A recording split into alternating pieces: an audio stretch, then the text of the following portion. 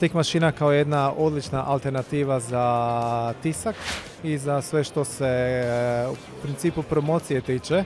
zato što štik daje jedan odličan efekt, vrlo je trajan i traje u principu koliko traje i proizvod kojega bilo koji kupac koristi u svom bilo kojem dijelu promocije. Pa evo ga, mi smo tu zajedno sa tvrtkom Tajima, to je jedan vrlo poznati japanski proizvođač. Ovdje zapravo smo tu sa premijerom stroja TMBR, to je, ajmo reći, jedna nova mašina koja u sebi ima jednu novu funkciju, a to je automatska papučica koja omogućava da kod zahtjevnih odjevnih predmeta ili zahtjevnih struktura štikanja pomaže u kvaliteti, ubrzava cjelokupni proces i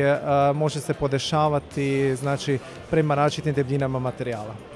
Stroj ima, znači, 15 igala, odnosno 15 konaca, automatski mijenja boje, ovisno o tome kako je raspoređenost kroz program i kako je dizajn napravljen u programu. Toliko puta se određena boja ponavlja, toliko puta imate odrezivanje konaca i sve ono što je vezano u sam dizajn.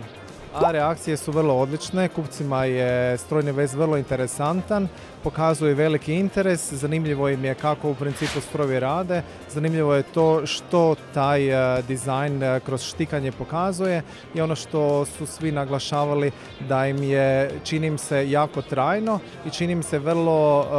interesantno po pitanju tih raznih mogućnosti sa bojama koje imate kroz različite tipove konaca za strojni vez. U principu strojevi za strojni vez su relativno pristupačni zato što imate alternativne načine kupovanja strojeva, znači da li je to leasing ili kredit ili nešto drugo, a cijene već kreću, ajmo reći, od nekakvih 5000 eura pa nadalje. Hvala vam.